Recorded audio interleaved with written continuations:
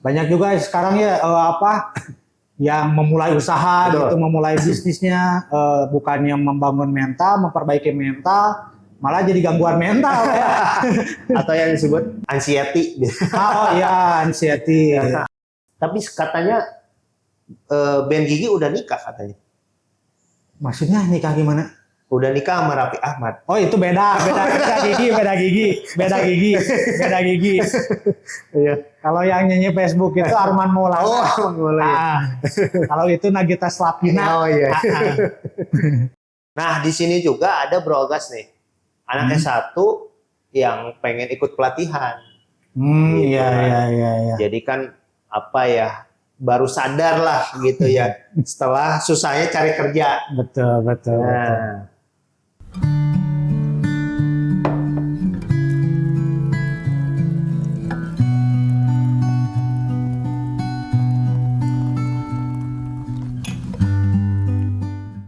Halo semuanya, jumpa lagi dengan kami di PHI Official yang sekarang sudah berganti nama, Pak ya. Kalau dulu Puncak Hotel Institute, sekarang sudah menjadi PHI Official. Nah, jumpa lagi dengan kami, saya sendiri Agas, dan seperti biasa saya sudah ditemani rekan saya, Bro Rizky. Sehat, Bro? Alhamdulillah, Bro Agas. Ya, jumpa lagi kita di Cangkir, berbincang dan berpikir. Nah, pada hari ini kami berdua akan bahas tentang life skill yang mungkin banyak terlupakan ya. Betul. Banyak terlupakan baik di pebisnis, baik itu di dunia pekerjaan juga ya banyak terlupakan karena ini skill yang tidak diperoleh di sekolah ya. Oke. Jadi apa itu life skill? Kita simak videonya bersama-sama. Bro Rizky tentunya sebagai expertise di sini akan menjelaskan apa itu life skill. Sebenarnya apa itu life skill, Pak? Oke. Bisa dimulai. Terima kasih Bro Agas ya. Oke. Sebelum kita mulai, saya izin menginformasikan ya. Menginformasikan ke teman-teman bahwa kita lagi membuka pelatihan perhotelan dan juga barista. Jika kalian ada yang minat, boleh cek website kami ya. Gitu. Oke, kita mulai materinya, Bro Agas. Ya. Materi hari ini tentang life skill. Itu ada pepatah mengatakan life is the best teacher. Gitu. Oke. Jadi kehidupan adalah guru terbaik ya. Iya. Dan kita ketahui bahwa life skill ini tidak dipelajari atau nggak ada materi di sekolah gitu. Iya. Gitu. Jadi ini penting buat rekan-rekan semua ya, bahwa life skill ini ada 5 gitu ya. Ada 5 segmen. Betul.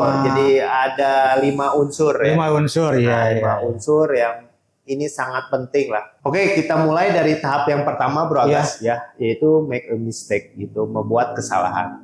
Ya. Membuat kesalahan. Nah, jadi kita di sini sering melihat bahwa teman-teman gitu ya, di sekolah atau dimanapun, jadi kata orang tuanya, kamu nggak boleh berbuat salah nih. Ya. Kamu nggak boleh gini, nggak boleh gitu. Guru yang terhebat itu adalah bagaimana kita sering mengalami namanya kegagalan. Gitu ya, yang menjadikan itu adalah sebuah pengalaman. Betul. Gitu ya. Jadi kita bisa melihat bahwa kita tahu celah salahnya di mana. Oh iya. Gitu, Iya. Oh jadi intinya ini bukan bagaimana cara membuat kesalahan ya, Betul. tapi bagaimana cara bangkit dari kesalahan. Betul. Oke. Ya. Oke. Bangkit dari kesalahan ini dilihat dari pertama, sumber masalahnya apa. Ya. Kedua adalah menganalisis dari kesalahan tersebut dengan jangka pendek atau jangka panjang. Iya. Oh, misalkan jangka pendeknya kita harus ngapain nih? Oh, jangka panjangnya kita harus ngapain nih? Biar kesalahan itu diminimalisir. Iya. Gitu ya. Yang ketiga adalah mencari kesimpulan bahwa kita tahu bahwa di dalam langkah kita pun banyak hambatan gitu kan, banyak pengeluaran dari segi dana dan effort dari tenaga kita itu kan, pikiran dan lain sebagainya. yang akan membentuk yang namanya mental. Nah, Gitu. iya. Betul. Jadi mental ini penting Pak Gas. Banyak orang yang berwirausaha gitu ya, atau di pekerjaannya stres, dia keluar kerja cari pekerjaan yang lebih nyaman, ternyata belum tentu. Iya. Karena mentalnya belum siap. Ya, betul. Banyak juga sekarang ya yang memulai usaha Betul. gitu, memulai bisnisnya bukannya membangun mental, memperbaiki mental, malah jadi gangguan mental ya. Atau yang disebut anxiety. Oh iya, anxiety. Anxiety lah, ada rekan kita juga yang anxiety katanya. Ya, ada juga yang nyebut NVD. Yang kedua nih Pak Gas, mencari peluang atau find opportunities. Iya. Nah, banyak teman-teman gitu ya susah mencari peluang karena nggak diajarin nih dari sekolah. Iya. Seperti kita bikin CV yang baik, gitu. Terus kita bisa interview yang baik, gitu ya. Terus kita bisa punya skill komunikasi yang baik. Iya. Artinya apa? Itu nggak diajarin di sekolah. Betul. Iya. Karena yang diajarin di sekolah biasanya cuman pengetahuan dasar aja. Nah, betul. Jadi kayak ya tahu sendirilah ya. SD, SMP, SMA, ya pengetahuan umum lah. Tapi pengetahuan realitanya nggak diajarin. Betul. Karena pendidikan di kita itu hanya mengajarkan pengetahuan umum, Betul. bukan pengetahuan gimana cara bertahan hidup. Nah, betul. Jadi di sini kita bahas bagaimana untuk cara bertahan dari dari serba-serbi lika-liku kehidupan ya. Jadi betul kata Pak Gas ya. Jadi realita ini nggak diajarin. Betul. Kita tahu bahwa kita mau ngelamar pekerjaan itu kan sekarang harus pakai LinkedIn ya. Iya. Jadi kadang teman-teman yang masih ya baru lulus gitu kan, masih mencari pekerjaan, bukan jarang ya, masih banyak yang belum punya LinkedIn. Padahal sekarang itu penting. Ya, penting banget. Jadi kita harus sering-sering lah lihat-lihat media sosial, lihat-lihat YouTube dan lain sekarang yang bisa memperkuat CV lamaran kita seperti apa yang baiknya gitu kan. Itu nggak diajarin di sekolah gitu kan. Yang ketiga nih Pak Gas, yaitu manage your finance ya. Jadi memanajemen keuangan. Nah, artinya memanage keuangan itu. Nah, manage keuangan itu kadang ya teman-teman kita kayak di kantor aja kan di kita itu ya ibaratnya terlilit pinjol lah. Iya, udah beberapa orang teman rekan kerja saya juga sama kayak gitu sih dulu. Jadi ngerasa mudah didapat kayak uangnya. Mereka nggak tahu dampak setelahnya itu apa. Ditambah kan pinjol itu bunganya betul. Bukan main. Kita pinjam 600.000 aja bisa ngembaliin 2 kali lipatnya itu. Betul ya. Jadi itu harus sangat hati-hati ya buat teman-teman di sana. Karena kalau kita buka aja Play Store misalkan, langsung iklan pinjol itu paling depan, Pak. Itu bahayanya pinjol ya. Ini cuman selingan aja. Oke, dilanjut, Pak. Nah, kenapa orang itu lebih lari ke pinjol terus ke judol ya? Iya. Karena dia nggak tahu bagaimana mengelola namanya keuangan. Gitu ya. Hanya bisa memenuhi ibaratnya ya menjadi seorang konsumtif gitu ya. Iya. Jadi cuman memenuhi hawa nafsunya. Betul. Hanya memenuhi keinginan gitu ya. Keinginan dari hasratnya saya pengen beli motor, mobil, tapi nggak mikirin bahwa sebetulnya ada yang lebih penting. Gitu ya. Jadi diutamakan skala prioritasnya dulu ya. Betul. Skala prioritasnya apa nih? Karena kita tahu bahwa misalnya kalian punya uang nih ya, punya uang. Terus saya mau beli rumah, tanah dan lain sebagainya, itu boleh-boleh saja. Betul. Tapi itu adalah bagian aset yang emang ibaratnya liquid ya, nggak liquid gitu. Nggak liquid artinya itu ya pasti naik ya. Nilainya pasti naik, tapi ketika dijual itu nggak bisa cepat-cepat. Gitu nggak bisa instan ya. Ya, betul. Artinya apa? Di situ harus melihat tren bagaimana uang itu menjadi uang.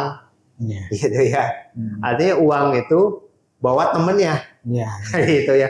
Dengan cara apa? Nah, tren saat ini kita lihat bahwa kita bisa deposito uang kita, gitu ya, surat berharga, obligasi, ya obligasi, terus juga kita bisa main saham, ya, saham juga kan, artinya sahamnya bukan saham yang kita cari yang apa namanya tuh, yang resikonya tinggi, ada juga yang ya bunganya kecil tapi aman, gitu ya. Lihat aja di sosial media kan banyak lah ya publikasi tentang saham, Bitcoin dan lain sebagainya yang sudah dibedah secara umum ya, gitu ya. Kalau trading itu aman nggak kira-kira Pak? Gitu, sebetulnya trading itu kan bagian dari saham. Ya, artinya bagaimana kita uang ini mau kita tradingkan atau kita simpan itu ibaratnya ya seperti deposito lah. Karena kalau di trading kan berarti ada resiko di situ. Oh, ada resiko ya. Emang kalau misalkan mau aman mah nggak ada resiko ya deposito itu. Misalkan ya deposito obligasi. Ya cuman kan bunganya relatif lebih rendah. Lebih rendah dan lebih safety lah amannya. Kalau trading kan ya kamu dapat uang banyak tapi resikonya juga hilang juga gitu. Betul. Nah, itu yang ketiga ya. Yang keempat adalah social interaction. Jadi interaksi sosial. Betul. Banyak orang nih ya di masalah ini tentunya ya. Menutup diri, Pak Gas.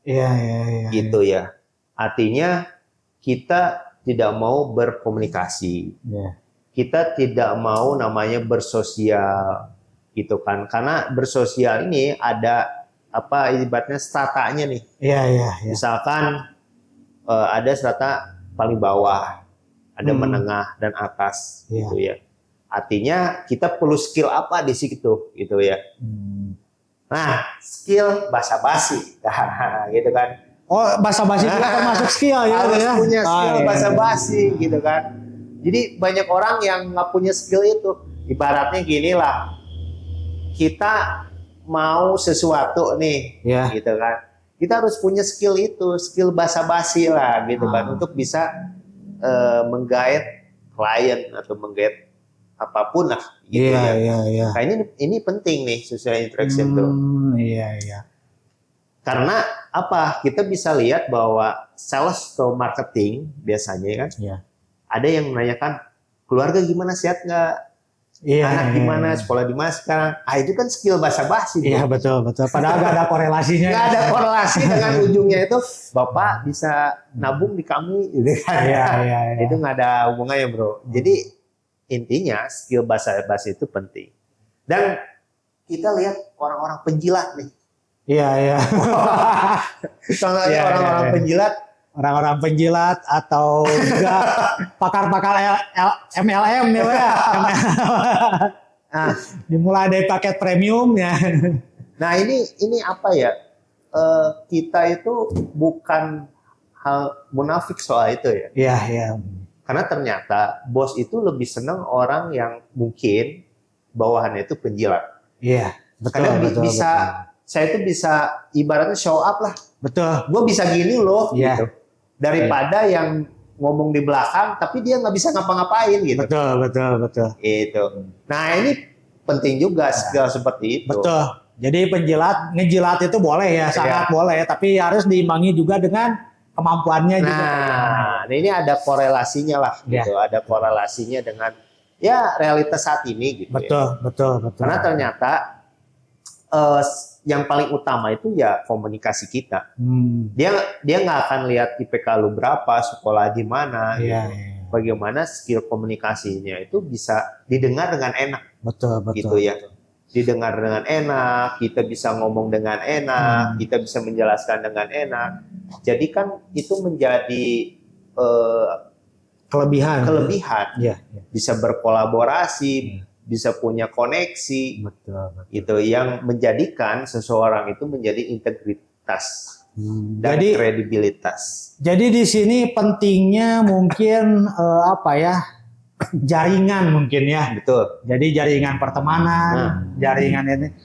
Cuman kadang kalau saya pribadi nih ya saat ini di umur saya yang sudah gak lagi muda, gitu. Kadang malas ngapa-ngapain, kadang di rumah pulang kerja di rumah aja gitu, nggak malas lah bersosialisasi dengan orang itu. Apa sih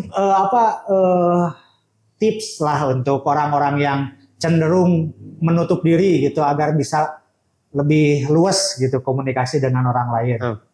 Yang jelas lah kita harus pede ya pertama, percaya diri yang utama. Karena kalau diri kita itu sudah menutup diri, tidak ada keinginan untuk membuka diri, ya itu sulit ya. Karena peluang juga datang dari luar mungkin ya. Betul. Kita harus membuka diri lah.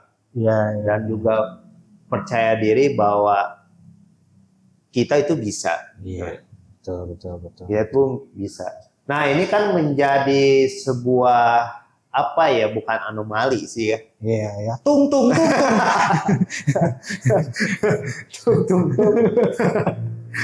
Ya. Tapi sebagai pembakar semangat lah. Betul. Kita harus yakin bisa gitu dengan social interaction-nya. Jadi kalau misalkan orang-orang introvert itu susah gitu Pak untuk. Bukan susah sih, kadang orang introvert kan jelas dia tidak mau keramaian, komunikasinya pun dengan orang-orang tertentu. Betul. Nah, jadi orang introvert itu gak selalu orang yang menutup diri dengan koneksinya ya, tapi orang-orang yang lebih kalau sekiranya nggak penting ngapain lah gitu. Jadi orang introvert itu sebetulnya orang-orang yang mementingkan apa sih feedback buat dirinya sendiri, baru dia mau lakuin.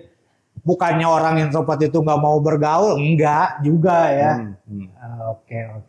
Jadi kadang gini juga bro, orang introvert itu mungkin di sosialnya kurang nih. Iya. Tapi ketika dia ada pekerjaan itu, dia bisa mengerjakan dengan baik bro. Betul. Konsentrasinya cukup cenderung lebih tinggi sih. Nah, itu. Jadi lebih fokus, dia nggak mau. Emang negatifnya ya dia nggak bisa open minded lah. Gitu. Betul. Jadi emang ya dia pengen menyendiri dengan hal-hal yang gue bisa nih menunjukin gitu.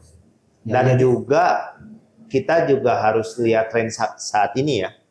Sosial media itu kayak misalkan TikTok. Betul. Ya, TikTok ini kan orang-orang yang emang kita lihat lah komen-komenan yang beragam gitu ya. Betul. Melihat video tayangan yang mungkin joget-joget atau membahas masalah macam-macam lah. Gitu kan. Kita bisa lihat bahwa di situ ada interaksi. Betul. Misalkan saya nama Pak Agas mau main di satu konten, saya nggak tahu Pak Agas orang mana, saya nggak tahu orang mana, karena suka dengan hal tersebut, sering komen lagi, akhirnya bisa jadi temenan. Gitu ya, koneksi di situ. Gitu. Jadi sekarang maaf nih kepotong. Jadi sekarang kita untuk menjalin koneksi juga nggak harus ketemu langsung ya. Betul. Bisa melalui sosial media juga betul. Apalagi sekarang kan sosial media lebih mudah gitu ya. Lebih mudah, lebih gampang banget lah. Makanya keluar namanya Facebook. Kan berawal Facebook itu dari situ, bro. Menemukan koneksi. Betul. Koneksi di situ. Pertama, pertemanan yang jauh itu bisa ketemu lagi di Facebook. Wah, ini teman gue lagi waktu TK misalnya. Atau lagi PAUD misalkan. Ketemu lagi di Facebook. Iya, betul. Bertemu lagi dengan kenangan-kenangan masa lalu, Pak ya. Nah, itu gitu. Diawali dengan Nokia yang tagline-nya connecting people dan diwujudkannya oleh Facebook, Pak ya. Kan ada judul lagunya juga Facebook. Ada. Iya, yang gigi itu. Oh iya. Berawal dari teman baru. Oh iya. Itu ada. Yang tahun berapa itu ya lagu gigi itu? Wah, udah lama itu. Saya juga masih TK. Nah. Tapi katanya band Gigi udah nikah katanya. Maksudnya nikah gimana? Udah nikah sama Raffi Ahmad. Oh itu beda gigi. Iya. Kalau yang nyanyi Facebook itu Arman Maulana. Oh, Arman Maulana. Kalau itu Nagita Slavina. Oh iya. Nah tadi di koneksi ya tadi yang nomor 4 tuh? Social interaction. Nah untuk nomor 5-nya apa nih? Nah ini emotional intelligence. Ya. Oh jadi ya. Jadi pengaturan emosi ya. Betul, gitu. Kan ada IQ, ada EQ.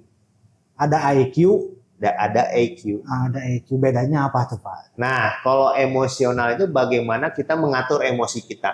Iya. Nah udah jelas lah. Misalkan kita dimarahin ya sama bos. Iya. Gitu kan. Banyak orang yang nyalain gara-gara lu nih salah nih. Iya. Dia tidak mengakui bahwa dirinya, wah, gue salah nih dalam hal ini. Iya. Gitu. Artinya apa? Kita bisa mengontrol emosi. Kalau tidak mengontrol emosi pasti gebrak meja, lempar. Iya. Gitu kan. Iya.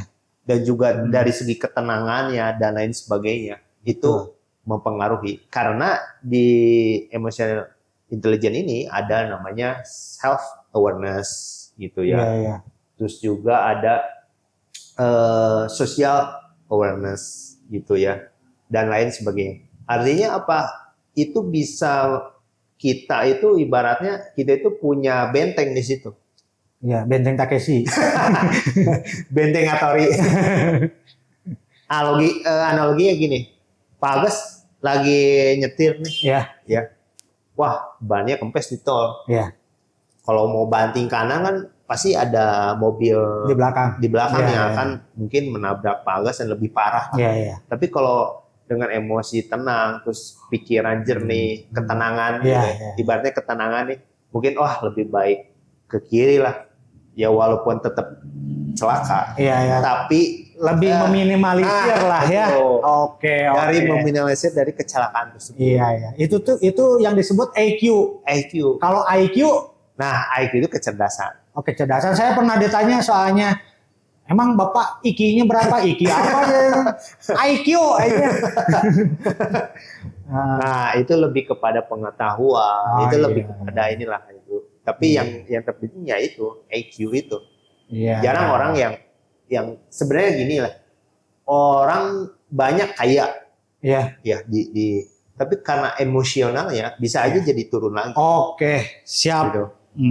Jadi di sini poinnya antara IQ dengan EQ itu harus balance ya. Betul. Jadi percuma kita mempunyai IQ yang tinggi tapi secara emosional kita jelek. Nah, betul. Oke. Nah, ini paham. Jadi gimana? Jadi ini semua bisa intinya pemanajemenan ya.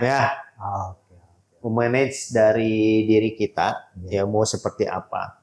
Nah, kita kan di EQ ini kita lihat ya. Sekarang lagi rame nih gubernur kita ya. KDM nih Kang Deddy gitu kan. Iya. Itu anak-anak nakal dimasukin ke barak. Terus macam-macam lah yang bermasalah dimasukin ke barak. Betul. Nah, itu bagian dari kata Kang Deddy itu kedisiplinan anak ya karena dia kurang dalam mengontrol dengan hal itu kan. Artinya emosinya nggak bisa diolah gitu. Betul. Gitu mentalnya nggak siap dengan hal itu gitu. Mungkin dengan cara seperti itu bisa terbentuk kayak emosinya. Iya betul. Dan di Finlandia gitu ya negara maju juga hal kedisiplinan ini juga ada ternyata. Iya. Di Finlandia yang negara pendidikannya maju lah gitu ya. Betul. Ya Finlandia termasuk salah satu negara paling kaya juga ya. Paling maju dari segi mempunyai sumber daya alam yang minim tapi SDM-nya unggul. SDM-nya unggul gitu. Betul. Oke. Nah, emang benar sih, saya bukan termasuk orang yang pro atau kontra terhadap kebijakan Pak Deddy Mulyadi ini ya. Cuman kalau untuk misalkan pendisiplinan karakter siswa-siswa itu nggak apa-apa sih dibawa ke barak juga gitu. Karena Amerika juga menjadi negara maju, masyarakatnya pernah dibawa ke barak, Pak. Oh iya, Barack Obama. Iya. iya. Jadi emang harus susah sih kayak di kita itu gimana ya? Kayak gini aja lah di sekolah harus rambut pendek katanya, betul. biar rapi. Terus adalah yang bertanya, emang fungsinya apa? Terus gurunya bilang ini untuk mendisiplinkan anak-anak, biar disiplin lah. Peraturan ini kan udah lama Pak, dari zaman Orde Baru kan udah dibangun, ya, rambut harus rapi gitu, untuk disiplin. Tapi kenapa bangsa kita sampai saat ini belum disiplin juga Pak? Nah, apa yang salah sebenarnya ini? Nah ini ya, unik masalah di negara kita itu ya. Padahal udah menanamkan nilai-nilai kedisiplinan ya, dari kecil malah ya. Kayak baju, rambut dan lain sebagainya gitu ya. Betul. Karena apa ya, pendidikan kita itu nggak mengajarin realita sebetulnya, gitu ya. Betul. Jadi udah ibaratnya gini ya, ini cangkir gelas nih, diisi air, ya. Otomatis kalau full dalam sehari ya pasti penuh dong. Ya. Nah pendidikan di kita itu terlalu banyak. Oh ini dimasukkan jadi kurikulum. Iya. Oh ini dimasukkan. Yang nggak ada korelasinya dengan realitas saat ini. Iya betul. Dan akhirnya ya orang itu udah jenuh. Betul. Kita itu harus ngambil yang mana loh. Betul. Gitu kan. Saya setuju itu. Nah, ini mungkin semoga didengar oleh Menteri Pendidikan juga Pak ya. Nah ya. Betul. Jadi kalau KDM ini kan ke barak militer dan itu bagus, tapi harus ada vokasionalnya, pelatihannya. Betul. Jadi kalau disiplinannya itu ya di barak TNI gitu ya. Tapi dikasih disisipin yang namanya vokasionalnya. Jadi orang itu gua bisa bikin sepeda motor. Betul. Ya undang orang yang bisanya. Iya. Gitu kan.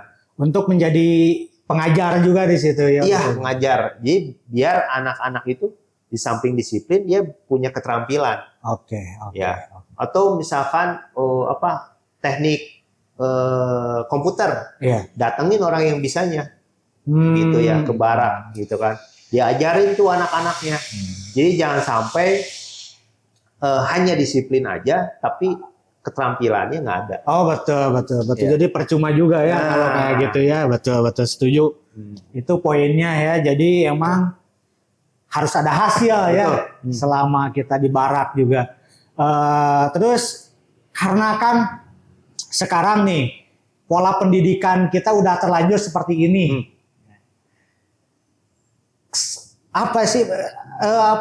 Kenapa masyarakat belum aware juga terhadap dunia pelatihan kayak kita sekarang ini kan? Banyak yang mohon maaf kadang ngeluarin biaya sedikit juga susah ya. Jadi kadang ngeluh, kok kemahalan. Kemahalan, kok bayar sih? Emangnya nggak ada beasiswa? Ini susah sih ya. Gimana ini pendapatnya Pak yang sudah lama berkecimpung di dunia pelatihan ini? Jadi di kita itu lebih senang yang namanya gua beres dapat ijazah. Iya. Mindsetnya seperti itu. Iya. Gua beres dapat ijazah, ada foto wisuda. Iya. Tapi kan kenyataannya nggak seperti itu, bro. Betul. Jadi harusnya gua beres, setelah beres bisa kerja. Gitu ya. Harusnya mindset seperti itu. Jadi mindsetnya orang-orang yang emang paham itu pasti setelah beres sekolah, beres S1 itu kan ada tambahannya, ikut pelatihan karena di dunia realitanya ya gue harus bisa komputer, gue bisa sebagai barista. Betul. Nah di sini juga ada Bro Agas nih, anak S1 yang pengen ikut pelatihan. Gitu Iya, kan. iya. Jadi kan apa ya, baru sadar lah gitu ya setelah susahnya cari kerja. Betul. Nah, kan tahu sendiri lah angkatan kerja 2025 nih Iya. saat ini kan tahu banyak banget yang susah cari kerja. Betul. Ya, angkatan kerja yang baru ini sekitar 8 ribuan, Belum ditambah yang fresh PHK, graduate itu, ya, belum yang ditambah yang PHK yang mau cari kerja lagi, belum yang lulusan Baru. SMA, SMP, Ah. ya, yang mau cari kerja. Artinya apa? Makin sempit nih. betul. Kalau tidak punya skill. Iya. Gitu. Tidak dibarengi dengan skill sendiri ya, makin ketinggalan lah ya. Oke. Dan selain apa ya, tempat-tempat pelatihan gini, LPK, LKP gitu kan, peran pemerintah penting nggak untuk membangun untuk menyadarkan masyarakat bahwa pelatihan itu penting? Wah, ini harus banget ya, pemerintah hadir di dalam hal ini gitu ya. Iya. Kita tahu bahwa program-program pemerintah yang populer juga banyak ya. Betul. Seperti kartu prakerja. Itu kan kartu prakerja ini penting loh, Bro. Ya. Iya. Artinya menjangkau yang, ya jangan tanya di Pulau Jawa lah. Iya. Yang belum pernah ngerasain yang namanya pelatihan gitu ya. Iya. Di luar daerah, luar Pulau Jawa, di luar Pulau Jawa gitu ya. Daerah 3T itu gitu kan. Iya. Yang mungkin ke sekolah aja jauh gitu kan. Betul. Karena ada sistem dan ada konektivitas yang baik, orang itu kan jadi bisa lewat HP gitu kan. Betul. Iya. Jangan tanya, wah di daerah daerah kayak Jawa Barat gitu ya. Terus Jakarta, jangan tanya Word Excel itu udah pada bisa lah gitu ya, Word Excel.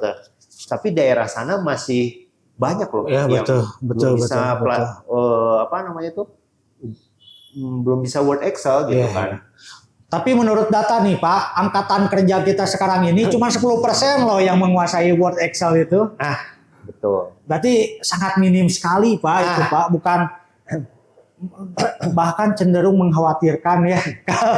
Mohon maaf nih, makanya ini masukan juga nih dari kami buat pemerintah. Kan sekarang lagi gencar-gencarnya nih ya, pelatihan dinaikin lagi nih biar ke upgrade lah skill-skillnya ya. Jadi program-programnya semoga cepat dibuka Pak ya. Terutama ada yang dari Kemnaker itu JKP ya? Bukan. Skill, saya lupa lagi skill. Iya. Ya di Kemnaker itu kan ada beberapa pelatihan yang gratis dan berbayar. Gitu ya. Gitu, di situ kan dimasuk aja di skill hub gitu kan. Di situ kan ada mulai dari JKP kan buat orang yang emang terkena PHK Pak ya. Gitu ya. Terus juga ada prakerja, terus juga ada vokasional yang seperti kita tahu di itu tuh ada lupa lagi, lembaga pelatihan lah gitu ya. Iya. Lembaga BLK ya, Balai Pelatihan Kerja gitu ya. Nah, itu yang ibaratnya ya bisa datang langsung lah. Iya. Itu Jadi offline ya, belajar offline. Oke. Ya mudah-mudahan lah ya. Karena dari informasi juga ini data BPS resmi, tingkat pengangguran juga kan semakin hari semakin bertambah. Korban PHK juga semakin hari semakin meningkat. Kita tahu juga kita kiri kanan sudah tutup ruko ya. Betul, jualan. Yang jualan udah sangat-sangat mengkhawatirkan. Jadi di sini kita mohon banget nih agar pemerintah itu bisa bisa lebih lihat realitasnya lah bahwa seperti apa. Ya. Jadi untuk penutup nih Pak, poinnya apa? Poin dari hari ini, diskusi kita hari ini adalah bahwa kehidupan itu bukan menjadi sebuah masalah ya. Iya, betul. Ya. Tapi jadi sebuah pemacu untuk kita bangkit dari keterpurukan. Iya, Ya. Kita bisa upgrade apa yang menjadi kekurangan kita, mulai dari skill, mulai dari mungkin ya EQ-nya harus bagus juga, betul, gitu ya. Betul. Terus juga membuka jaringan, networking gitu kan, kolaborasi, terus juga membuka pertemanan yang sebanyak mungkin gitu kan. Dan juga kita mencari peluang-peluang ya. Tentunya peluang-peluang itu jangan hanya terpaku pada kita bekerja, yang disebut bekerja itu di gedung yang besar. Bekerja dengan AC, bekerja dengan pakaian rapi. Tapi kita harus membuka mindset kita bahwa bekerja itu adalah belajar untuk meningkatkan skill kita. Betul. Gitu ya. Jangan melihat perusahaan besar, kecil dan lain sebagainya. Kan banyak di anak-anak Gen Z ini lebih cenderung ke perusahaan agensi-agensi malahan. Oh iya, gitu ya. Betul. Ya startup yang kultur pekerjaannya itu lebih homey lah, ibaratnya lebih santai, lebih enjoy gitu. Nah, ini dan kita juga bisa explore kemampuan kita di situ. Ya. Karena ini kalau menurut saya ini ini subjektif ya.